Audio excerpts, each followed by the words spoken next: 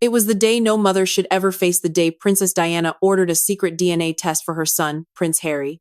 Not to confirm her own faith, but to silence a whisper campaign that had grown into a royal war cry. It was 1995, and behind the gilded gates of Kensington Palace, a mother's love had turned into her last line of defense against a system determined to destroy her credibility and her child's legitimacy. For months, London tabloids had been ablaze with headlines too cruel to print twice.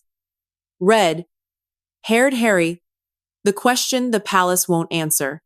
The suggestion was clear, poisonous, and deliberate: that Harry might not be the biological son of Prince Charles.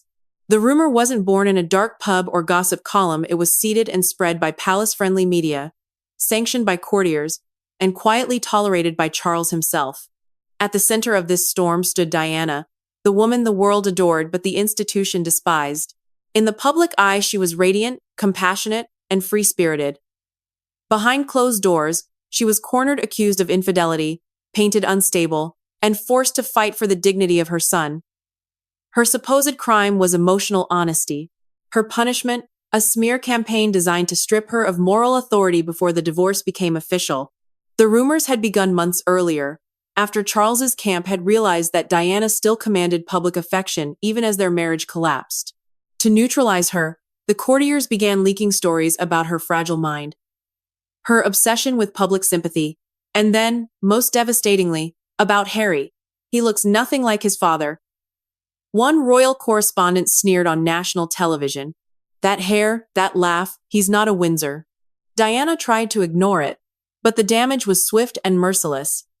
Schoolmates repeated the rumors to Harry's face. Strangers shouted it outside palace gates. Paparazzi taunted her with questions about James Hewitt, the cavalry officer she'd met 2 years after Harry's birth, but that fact never mattered to the tabloids. The story was too profitable and too politically convenient. Behind the curtain, another name began to surface: Camilla Parker Bowles, then officially just a friend of Charles, but in truth, the shadow queen in waiting.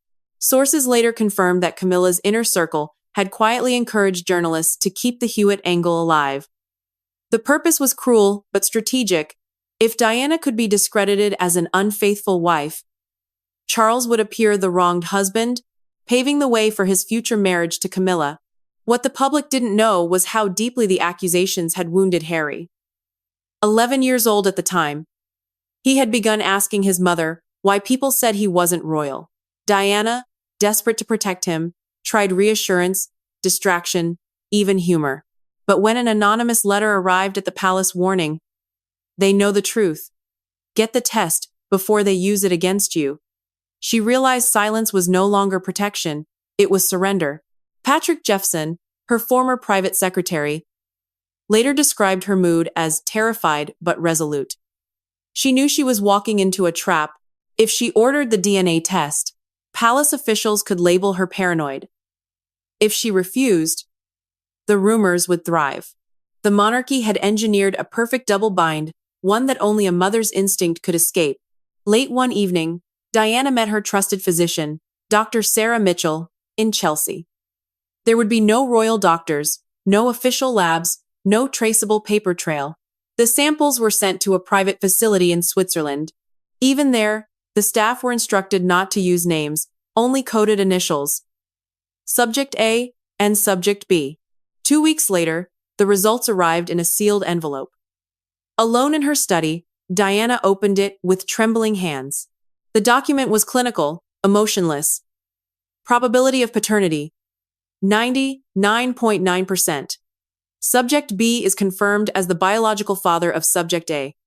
Relief came first, then anger. She had never doubted Charles's paternity. What she wanted was proof, a shield, something to protect Harry from the lies that had been weaponized against him. But buried in the technical pages was something else, a line that would later ignite one of the greatest royal cover-ups of the century. The Swiss geneticist had noted an incidental finding: markers indicating a hereditary condition known as porphyria, the same rare metabolic disorder that had once afflicted King George III, whose mental instability changed the course of British history. The revelation explained everything: Harry's complexion, his sensitivity to sunlight, even his reddish hair, all traits connected to that genetic lineage. The truth was devastating in its irony. Harry looked different because he carried the same royal blood the palace was so desperate to preserve. When Diana confronted palace officials with the result, their reaction was not gratitude but fear.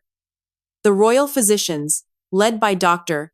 Anthony Whitmore, admitted they had long known that porphyria ran in certain branches of the royal family. Their decision to let the Hewitt rumor persist, they argued, was to protect the privacy of the royal bloodline. In plain English, they would rather the world think Diana had been unfaithful than admit the Windsors carried a genetic flaw. This betrayal marked a breaking point in Diana's relationship with the monarchy. She realized that the institution would sacrifice anyone, even a child, to protect its mythology. "They'll let my son grow up doubting himself," she told a confidant, "so long as the image of perfection remains untouched." The secret test became her silent weapon. She stored the results in a sealed file with her lawyer, to be used only if the palace ever dared to challenge Harry's legitimacy again. But the emotional damage had already been done. William, at 13, had begun resenting the public chaos surrounding his family. Harry, at 11, internalized the mockery that he was different. It would be years before he could understand how calculated that cruelty had been. In that single decision, a mother choosing to test her son's blood, Diana, had exposed the deepest hypocrisy of the British monarchy. That the truth mattered less than control, and love was a greater threat to power than any scandal. What began as an act of maternal protection would soon spiral into a confrontation that changed the royal family forever. The moment Princess Diana confirmed Prince Harry's paternity with DNA, she knew something would shift, not publicly, not immediately, but behind closed doors where the monarchy operated in whispers and threats. The truth had set her heart at ease, but for the institution, truth was dangerous. And now, the palace needed to contain it. Within days of receiving the test results, Diana's private line rang. On the other end was Sir Robert Fellows, the Queen's private secretary, and more awkwardly, Diana's own brother-in-law. The message was unmistakable. "We know." Diana hadn't leaked the results. Her physician, Dr. Sarah Mitchell, hadn't spoken a word. But the palace had eyes everywhere. Someone had traced the lab in Switzerland. Someone had reported the genetic findings. The meeting was scheduled not at Buckingham Palace, too formal, too risky, but in a discreet government-owned office in Westminster. When Diana arrived, she found not only Fellows waiting, but Dr. Anthony Whitmore, the royal family's chief medical advisor. Without pretense, "The condition discovered in the test porphyria is known to us. It has long been a concern in our family." Diana's voice trembled with fury. "You knew this. You knew this, and still let people call my son illegitimate. You watched the press tear me apart. You let Harry suffer." Sir Robert remained calm. "What would you have us do? Admit that the royal bloodline carries the same genetic defect that once brought down a king? That the child second in line to the throne might inherit a condition associated with madness?" It was an admission veiled, but real. The palace had chosen to let whispers of adultery grow unchecked because the alternative was to acknowledge a medical truth too dangerous for public scrutiny. For centuries, the Windsors had survived by controlling the narrative. Diana, armed with facts and maternal rage, had just become their biggest liability. Then came the ultimatum. Do not release the DNA results to the public. Do not use them in divorce negotiations. Do not speak of porphyria, or of the palace's knowledge of it. In exchange, the palace promised to silence the tabloid leaks, discourage the red-haired rumor mill, and ensure Harry would never be questioned publicly again. It was a devil's bargain. Diana saw it for what it was, a threat disguised as diplomacy, but her love for Harry overrode her fury. Revealing his genetic condition would open a new battlefield, one in which Harry would be scrutinized not for his paternity, but for his fitness. Would he go mad? Was he fit for royal duties? She couldn't do that to him.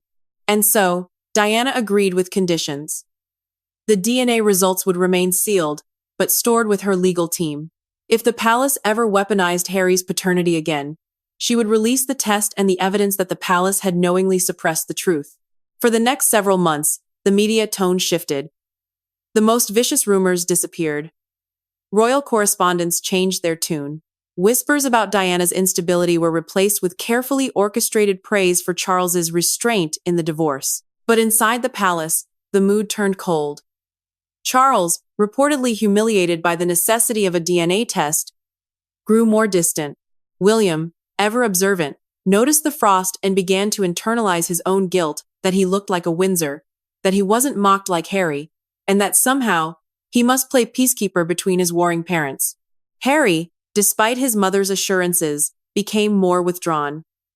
The playground taunts didn't vanish overnight.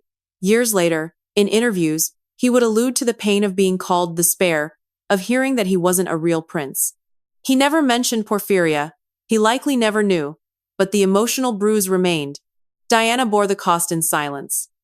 The woman accused of hysteria had proven herself right, but she could never publicly claim victory. Her son's peace demanded her restraint.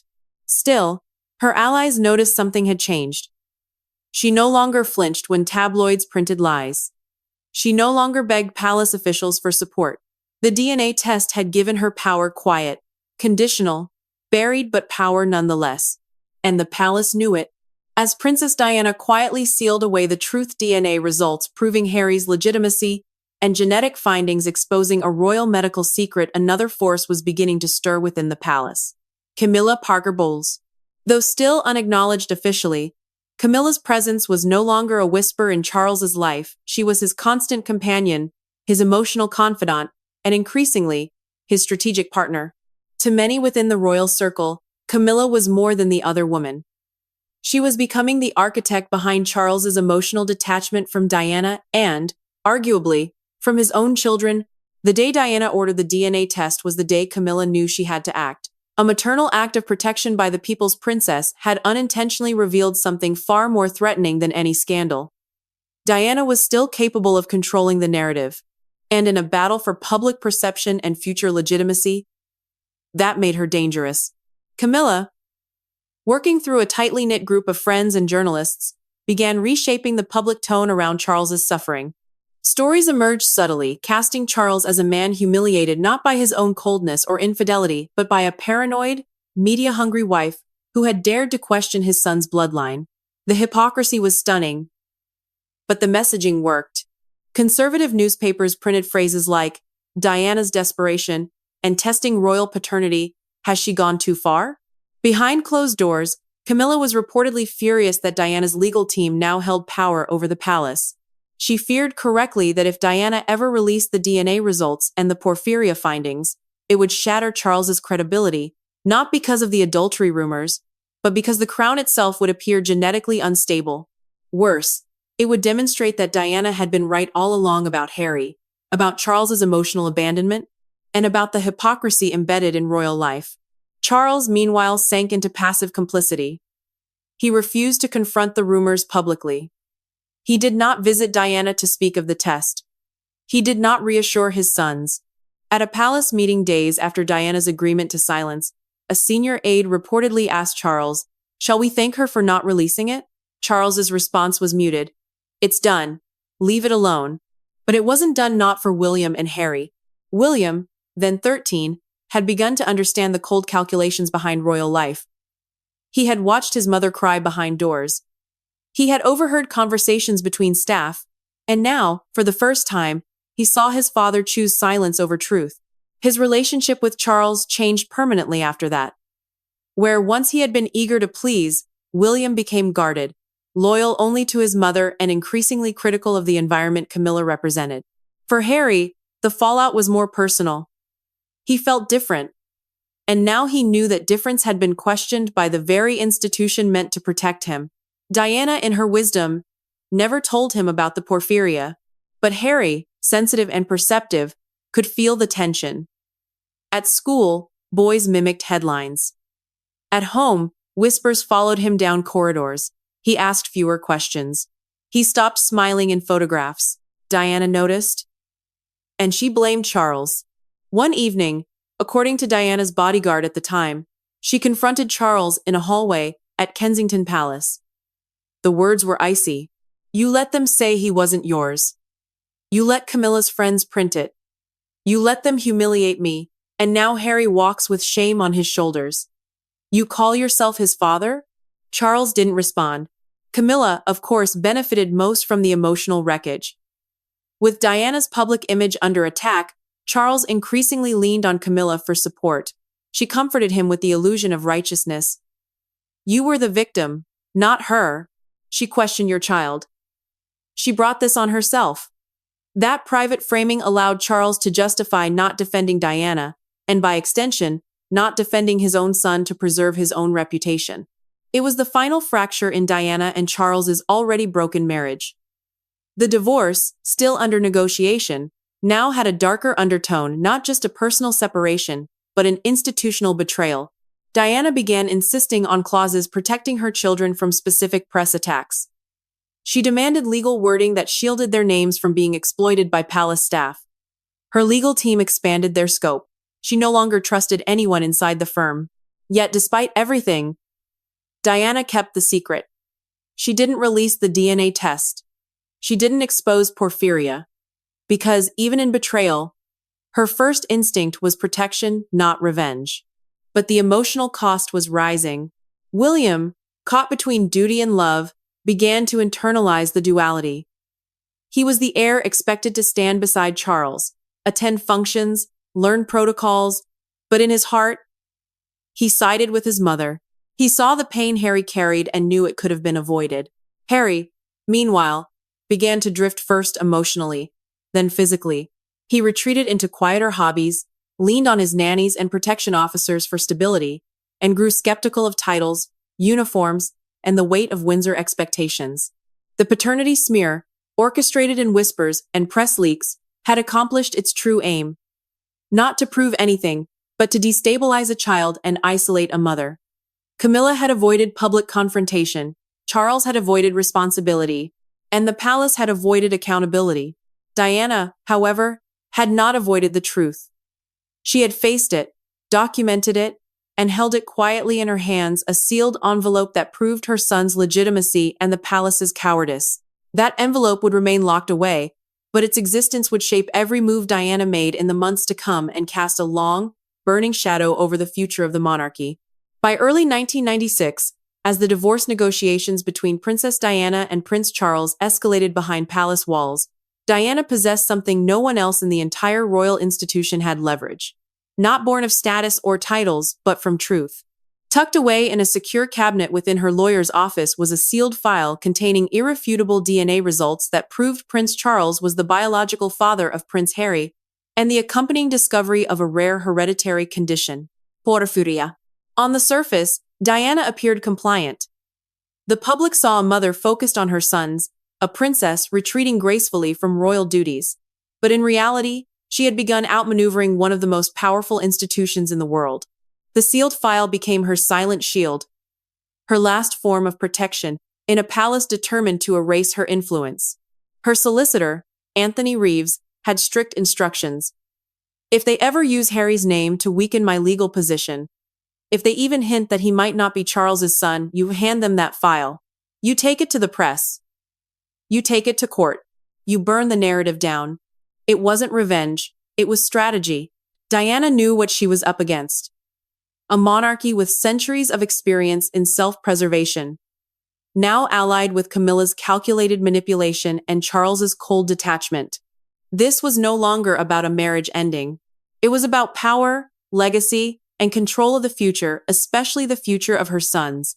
Inside the sealed file were 3 key documents: the DNA analysis from the Swiss laboratory, listing Harry as the biological son of Prince Charles with 99.9% certainty. The letter from Dr. Klaus Werner, the geneticist, explaining the incidental finding of porphyria markers in Harry's genome. A legal affidavit, signed by Dr. Sarah Mitchell, confirming that the test was ordered privately and independently, with no palace interference. Each paper was damning not to Diana, but to the palace that had knowingly allowed tabloids to assassinate her character and weaponize her child's image. By March 1996, palace lawyers made their move. In a tense negotiating session, one of Charles's senior legal advisors allegedly floated a disturbing suggestion. There remains some public uncertainty about the younger child. Certain conditions related to succession could be challenged if questions persist. It was subtle, carefully phrased, but unmistakable. A threat veiled as procedural concern. Reeves didn't flinch. He stood, pulled a red-sealed envelope from his briefcase, and laid it on the table. You mention his paternity again, and this becomes public record. You'll not only face a media firestorm, but the undeniable fact that the palace let these rumors circulate while sitting on the truth. Don't test her. The room fell silent. The envelope remained unopened, but its presence ended the conversation. That line of attack was never raised again. Yet, Diana didn't stop there. With the file now protecting her legal flank, she began reclaiming space in her sons' lives.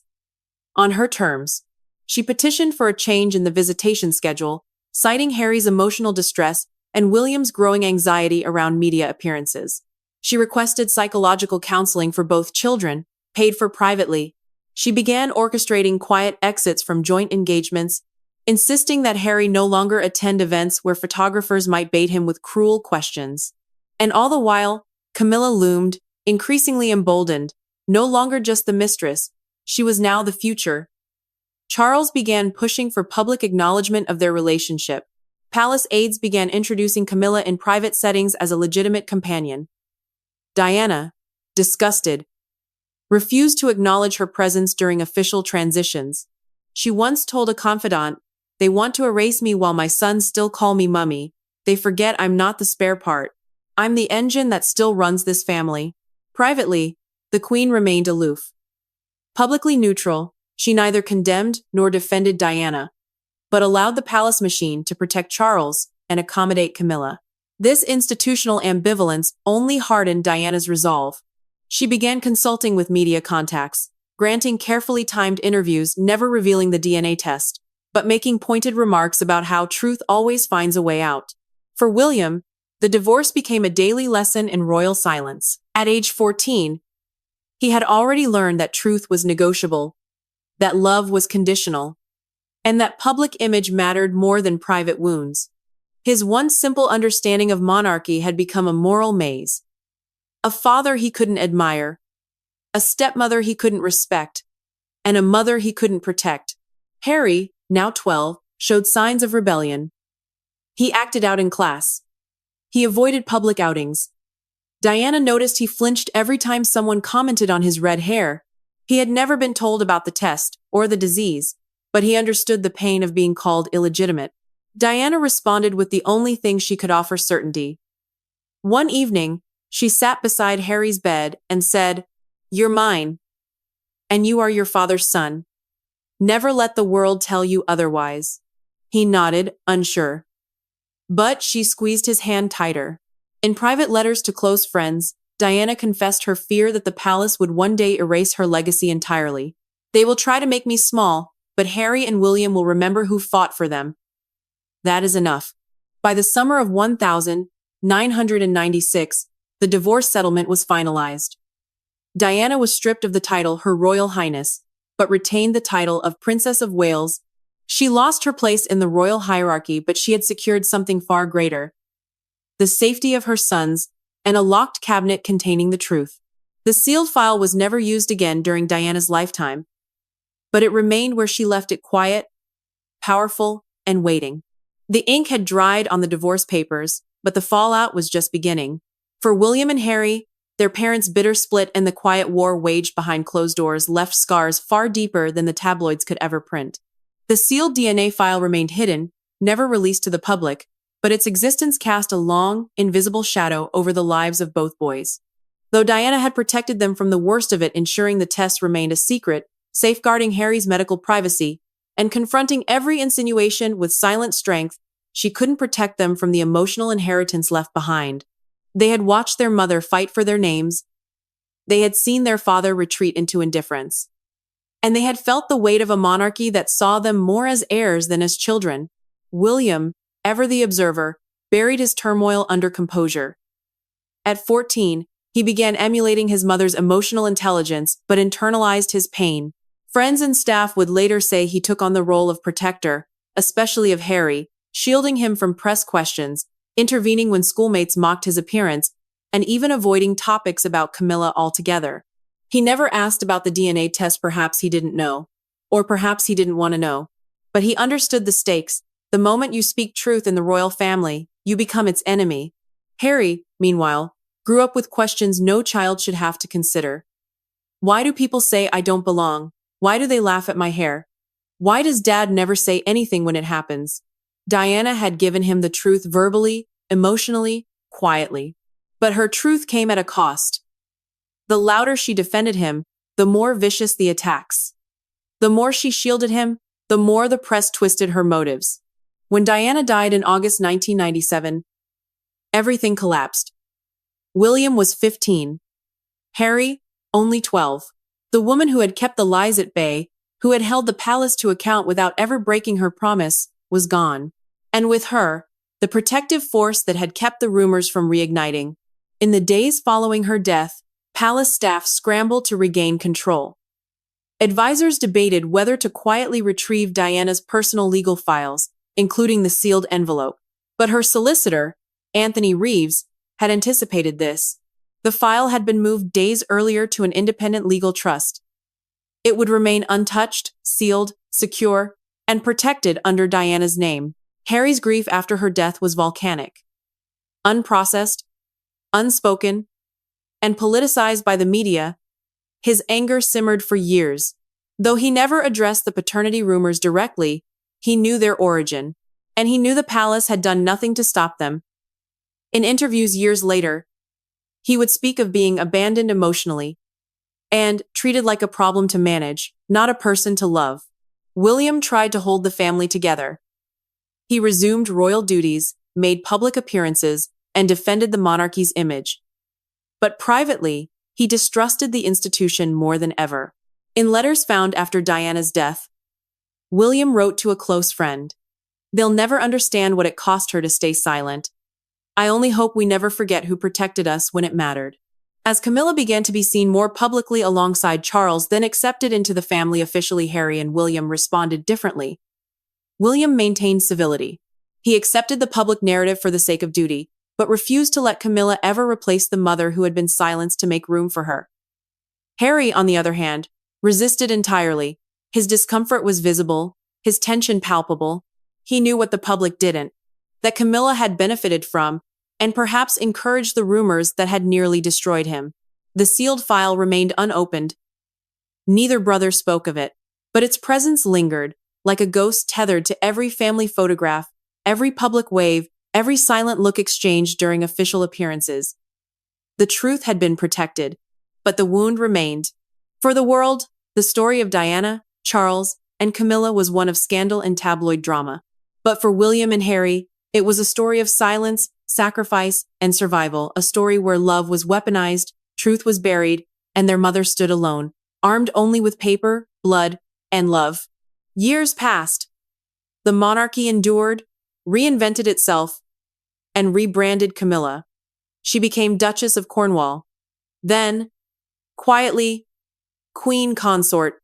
Official histories softened the past, rewriting Charles as a man misunderstood and Camilla as his long-suffering soulmate. But beneath the polished surface, one truth remained untouched, because it had been protected not by the crown, but by Diana. The sealed DNA file stayed where she left it, locked away in legal trust, witnessed, and archived. It was never leaked, never weaponized. And yet, its very existence changed the course of royal history. Diana had created a line no one dared cross again. After that envelope landed on the negotiating table in 1996, no palace aide, no lawyer, no royal biographer ever publicly questioned Harry's paternity again. Even after Diana's death, that silence held. Not out of respect, but out of fear. Internally, palace officials knew the damage it could unleash. Not only did it confirm Charles's paternity of Harry, rendering every smear campaign a lie, but it exposed their willingness to let a child suffer under accusations they knew were false, just to shield the perception of royal perfection. It confirmed that their silence had never been neutral. It had been strategic cruelty. William never spoke of the file, but he honored its legacy. His loyalty to his mother became unshakable. As he matured, so did his resolve to modernize the monarchy in a way Diana would have approved of, less rigid, more empathetic, more protective of the next generation. His distance from Camilla, though always polite, remained clear. A quiet rebellion in honor of the woman who'd fought for him. Harry, in time, did speak. In interviews, memoirs, and global stages, he described being the spare, a term that once served as a joke, but had, in truth, carried the weight of his entire childhood. He didn't reveal the DNA test. He didn't need to. What he revealed instead was the emotional cost of growing up in a system that gaslit, erased, and abandoned the vulnerable. He defended his wife, his children, and most of all, his mother's memory. Every time someone questioned his place in the royal family, he stood taller, because Diana had already answered that question long before the world ever asked. In the end, Diana didn't win a public war. She didn't take down the monarchy. But she did something far greater. She preserved her son's truth. And in doing so, she created a legacy that outlasted the rumors, the headlines, and even her own life. The sealed file may never be opened. But it doesn't need to be. Because its purpose was never revenge. It was love. And love, as Diana proved, survives everything, even silence, even the crown.